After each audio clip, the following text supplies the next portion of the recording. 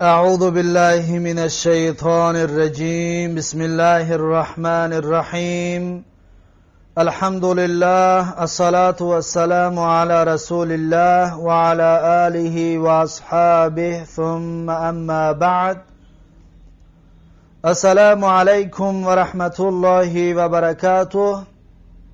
الحمد لله که ما و شما از کتاب تعلیم زبان عربی 11 درس گرفتیم و بنده حالا میخواهم درس 12 را به سمع شما برادران و خواهران تقدیم و پیشنهاد بگردانم.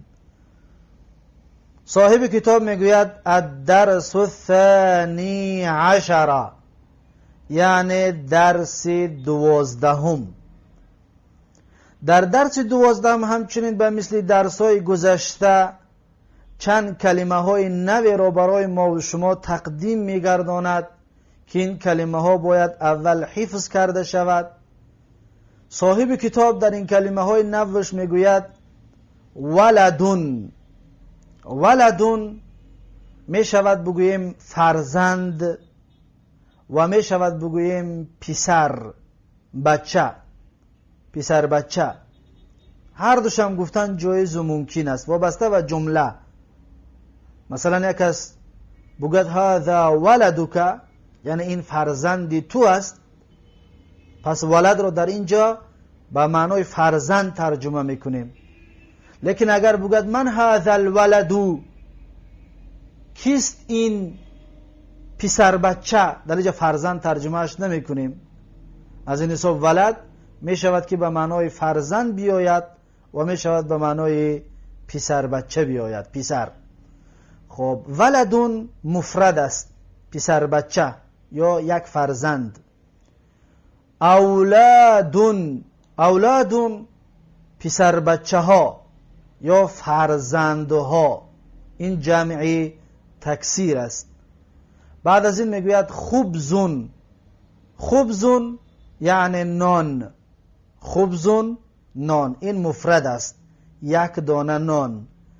جمعش می شود اخبازون، یعنی نانها، این همچنین جمعی تکثیر است.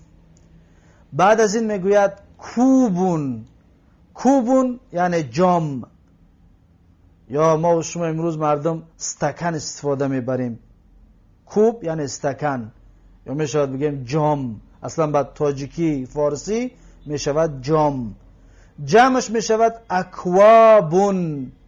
اکوابون یعنی جامها، استکانها. پس کوبون مفرد است و اکوابون جمع است و جمع تکثیر است. بعد از این میگوید لبنون. لبنون یعنی شیر. لبن شیر را میگویند، این مفرد است. جمعش می شود البانون، یعنی شیرها. البانون شیرها، این جمعی تکثیر است. بعد از این میگوید ماءون.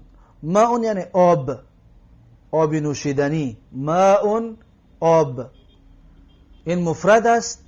جمعش می شود میاهون.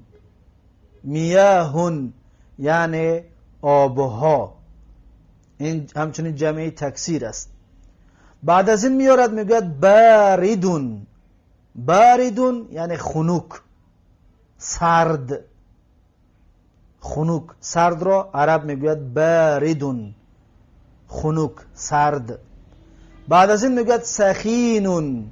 سخینون یعنی گرم، یا میشود میگیم جوش. تصفان، سخینون، پس این ترجمه کرده می شود جوش، گرم، تصفان. بعد از این میگوید لذیذون. لذیذون با مزه، با لذت، یا ما و شما میگیم شیرین. لذیذون یعنی شیرین است. بعد از این میگوییم، بعد از این میگوید کل. اینجا کل به فعل امر هست. آخرش اگر ساکن داشته باشد در هر جایی که دیدید بدانید که فعل امر هست. اگر در بالا شده داشته باشد کلو، اون دیگر مسئله است. اون توکید است، در جای خودش آمد بیان کرده می شود. میگوید که کل بدون تشدید یعنی ساکن قطعی، کل یعنی بخور، فعل امر هست. پس فعل ماضی و فعل مضارعش چی است؟ فعل ماضیش زمان گذشته اکل یعنی خورد و یک مرد.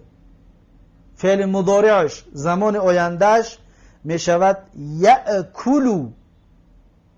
یأکلو یعنی می خورد و یک مرد در زمان آینده. کل یعنی بخور تو یک مرد. اگر می خواهی زن رو بگویی در آخرش یا همراه کل لام رو کسره بتی، بگو کلی یعنی بخور تو زن. کل بخور تو مرد، کلی بخور تو زن. بعد از این میگوید اشرب یعنی بینوش، همچنین فعل امر هست. پس فعل ماضیش زمان گذشتهش می شود شریبه یعنی نوشید. شریبه یعنی نوشید. و فعل مضارعش زمان آیندهش می شود یشربو یعنی می نوشد. وی مرد در زمان آینده. شریبه فعل ماضیش نوشید و یک مرد در زمان گذشته. یشربو می نوشد وی مرد در زمان آینده. اشرب بینوش تو یک مرد. اگر می خواهی این را برای زن بگویی، زن را بگویی که بینوش، در آخرش یا را همراه کو بره کسره بته، بگو که اشربی یعنی بینوش تو زن. بعد از این میگوید فیهی یعنی در وی، در داخل وی. فی حرف جار هست و فی ظرفیهش میگویند یعنی داخل. فیهی یعنی در داخلی. هی همون ضمیر متصل است. هوایی که میگفتیم ضمیر منفصل، هی همون ضمیر متصل است. فیهی یعنی در وی، در داخل وی. بعد از این میگوید یا ایها الولدو، ای جوان پسر، ای پسر، ای بچه. یا ایها الولدو یا میشه بگیم که ای فرزند. یا ایها الولدو ای فرزند.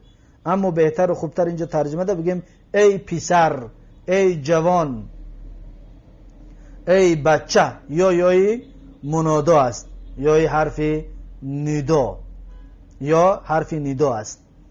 بعد از این میگوید اقرأهو. ایرا ما از گذشته میدونیم اقرأهو یعنی بخوان تو وی را. اقرأ قرأ خوان و یک مرد در زمان گذشته، یقرأو میخواند و یک مرد در زمان آینده. اقرأ بخوان تو یک مرد، اکنون اقرأهو بخوان تو وی را. اقرأ فعل امر هست، فاعلش ضمیر مستتر تقدیرا وجوبا انت. هو ضمیر متصل مبنی علی الضم فی محل نصب میگید مفعول به. همین هو مفعول به شده است. از این حساب ما میگیم که اقرأهو یعنی بخوان وی را. کلمه را رو در مفعول به در ترجمه همراه میکنیم. اقرأهو بخوان تو مرد وی رو. اگر زن رو بگویم چی میگیم؟ میگیم اقرأیهی یعنی بخوان تو یک زن وی را، یعنی وی کتاب رو، مثلا وی نوشتگی را. بعد از این میگه اکتبهو یعنی بنویس تو یک مرد وی را. اکتبهو بنویس تو یک مرد وی را. فعل ماضیش این فعل امر است. فعل ماضیش بود کتبه یعنی نویس. یکتبو یعنی می نویسد وی مرد در زمان آینده. اکتب بنویس تو مرد حال حاضر. یا میتونیم بگیم اکتبهو چطور که نوشتگی است، بنویس تو وی را. اکتب فعل امر است، فاعله ضمیر مستتر وجوبا تقدیره انت، و هو ضمیر متصل مبنی علی الضم فی محل نصب میگید مفعول به. این هو مفعول به است. از این حساب میگیم که بنویس تو وی را، بنویس تو وی را. اکنون اگر زن رو بگویی چطور میگویی؟ میگویی اکتبیهی، اکتبیهی یعنی بنویس تو زن وی را. پس این هست کلمه های نوی درس 12. این کلمه ها رو اولا حفظ کنید، بعد از حفظ کردن بخونید آن حواری که صاحب کتاب برای ما و شما تقدیم کرده است. این حواری درس 12 است. صاحب کتاب در این حوارش از همین کلمه هایی که حالا خوندیم، از همین ها و از کلمه های در درس های گذشته خوندگیمون استفاده برده حوار آماده کرده است، گفتگو آماده کرده است. میگوید که ما هذا، چیست این؟ ما استفهامیه برای غیر عاقل. چیست این؟ یعنی اگر چیزی غیر عاقل رو پرسیده ایستاده است. میگوید هذا کوبون، این استکان است، این جام است. درست است که میگفت که کوبون، پس کوبون میگفته مبتدا، خبر مبتدای محذوف. اما هذا کوبون گفت هذا مبتدا کوبون خبر. این طریق اعراب و تحلیل کرده می شود. بعد از این میگوید که ما فیهی، یعنی چیست در داخل وی. ما چیست، فیهی در داخل وی. ما مبتدا، فیهی جار و مجرور متعلق به کائنون خبر. پس ما فیهی چیست در داخل وی، در داخل استکان، در داخل جام چی است؟ جواب میده میگه فیهی لبنون، یعنی در داخل وی شیر است. پس فیهی میگوید جار و مجرور متعلق به کائنون خبر مقدم است و لبنون مبتدای مؤخر هست. فیهی لبنون در داخل وی شیر است. باز میگوید هل هو باردون، یعنی آیا وی خنک است. هل استفهامیه طلب فهمیدن، میخواد بفهمد که آیا وی خنک است. میگوید آیا وی خنک است؟ جواب میتید میگه لا، لا نافیه. میگه نه، یعنی خنک نیست. باز تکرار میکنه میگه هو لیس بباردین، یعنی وی خنک نیست. هو لیس بباردین، وی خنک نیست. این بی همچنین بایی جاره زائده است و در ترجمه برای حساب ترجمهش نمیکنیم. بارها این را تکرار کردیم. پس اصل کلمه این طور است که لا هو لیس باردن، باردن خبری لیس است، یعنی که وی خنک نیست. بعد از این میگه هل هو لذیذون، آیا وی شیرین است، با لذت است. هل هو لذیذون، آیا وی شیرین است، با لذت است. در جواب میگوید نعم، حرف جواب. نعم یعنی بله، آره. میتوانست نعم بگوید خلاص، یعنی بله وی شیرین است. اگر نعم میگفتیم در اینجا هم مبتدا و هم خبر محذوف است. اما خود صاحب کتاب مبتدا و خبر آورده است، گفته است که هو لذیذون، وی لذیذ است، با لذت است. نعم هو لذیذون، بله اون با لذت است. بعد از این میگه یا ایها الولد، یعنی ای جوان پسر، ای بچه، کل الخبز واشرب اللبن، یعنی چی؟ یعنی بخور نان را و بینوش شیر را. اینجا را دقت بتید، کل الخبز، لام کسره گرفت. کسره است، کسره عارضی است، یعنی کسره اصلی نیست. کل ساکن بود، بسبب التقای ساکنن کسرهش کردیم. پس می شود کل الخبز، خبز مفعول به است. کل الخبز یعنی بخور نان را، واشرب اللبن. در اینجا دو کار کردیم. اول همزه وصلیه که بود، همزه را نمیخونه، میگیم واشربی. به ساکن بود، بسبب التقای ساکنن کسرهش دادیم. این کسره عارضی است. پس می شود واشرب اللبن، یعنی بینوش شیر را. این واو استئنافیه است. بعد از این میگوید هذا الخبز سخین و ذاک اللبن بارد. یعنی چی؟ یعنی که این نان جوش است، تصفان است، گرم است. و ذاک اللبن بارد و آن شیر خنک است. هذا مبتدا، الخبز بدل از هذا سخینون خبر می شود. هذا الخبز سخینون، از این حساب میگیم که این نان جوش است، این نان گرم است. و ذاک اللبن باردون و آن شیر خنک است. و ذاک آن اسم اشاره برای بعید، اللبن بدل از ذاک باردون خبر. و ذاک اللبن باردون و آن شیر خنک است. واو در این بین همچنین واو استئنافیه. بعد از این میگوید ما فی هذا الکوبی، یعنی چیست در این جام، در این استکان. ما استفهامیه، فی در هذا الکوب، این استکان. ما استفهامیه اکنون در اینجا چی شده است؟ مبتدا شده است، در محل رفع مبتدا است. فی هذا الکوبی جار و مجرور متعلق به کائنون خبر ما می شود، خبر مبتدا. هذا اسم مجرور است و کوبی بدل از هذا می شود. ما فی هذا الکوبی، چیست در این استکان.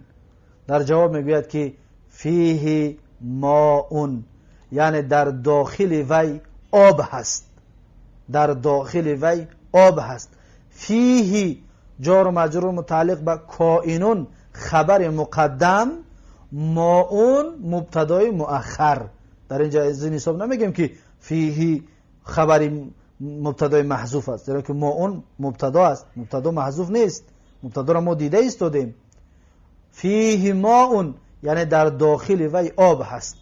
بعد از این میگه من فی ذاک البیت، کیست در آن خانه. من استفهامیه برای عاقل. اکنون از چیزی عاقل پرسیده ایستاده است، میگه که کیست در آن خانه. من در محل رفع مبتدا، فی ذاک البیت در محل جار و مجرور متعلق به کائنون خبر مبتدای من. ذاک در اینجا اسم مجرور، البیتی بدل از ذاک می شود.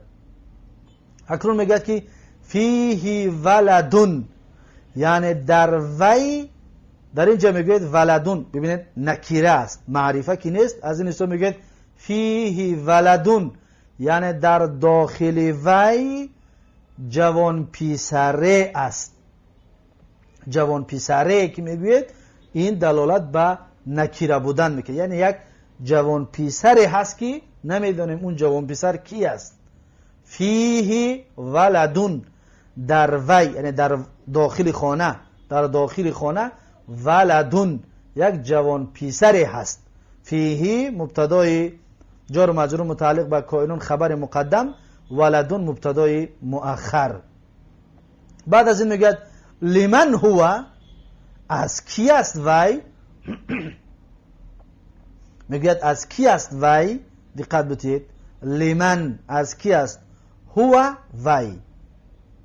لمن این خبر مقدم، هو مبتدای مؤخر.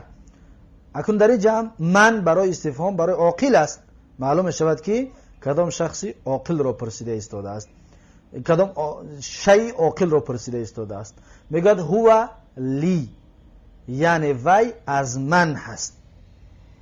هو لی یعنی وی از من هست. لی هو مبتدا، لی جار و مجرور، متعلقش خبری هو می شود، متعلقش در محل رفع خبر می شود، یا متعلقش میگه کائنون خبری هو می شود.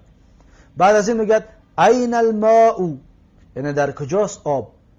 این اسم استفهام برای مکان است، ظرف است.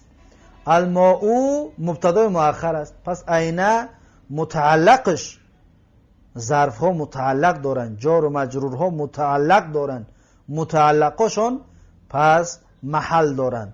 میگه که این الماء، در کجاست آب. این خبر مقدم، متعلقش خبر مقدم، الماء مبتدای مؤخر. در جواب میگه الماء فی الکوبی، یعنی آب در داخل استکان است. اکنون اول جای آب را پرسید که جای آب کجاست، گفت که الماء فی الکوبی، یعنی آب در داخل استکان است. در اینجا جایز بود که این الماء در جواب میداد که فی الکوبی. فی الکوبی هم میگم درست بود. پس میگفتیم فی الکوبی جار و مجرور متعلق به کائنون خبری مبتدای محذوفش میگفتیم، پس میگفتیم که الماء محذوف است.